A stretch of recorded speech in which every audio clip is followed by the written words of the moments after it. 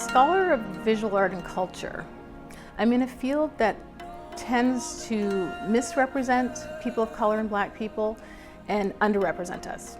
At the moment, I'm the first and the only Black art historian in the nation, and art history is a field that's taught across the nation. So we really need to think about why this discipline that's ubiquitous is so unattractive to Blacks. So for me, a part of the issue of why Black History Month is so relevant and important is that Black people have actually been in Canada that we know of since 1605.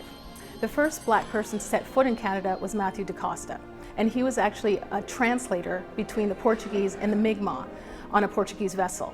So Matthew, that we know of, was not a slave.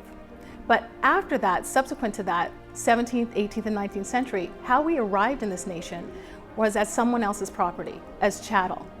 And now, as people of the African diaspora, we're quite commonly exposed to some sense of the history of slavery in our own homes, even though it's not taught to us in schools in Canada.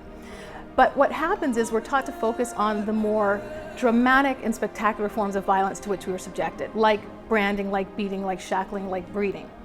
But something that slavery does and did to us is that it actually denied us the right to represent ourselves.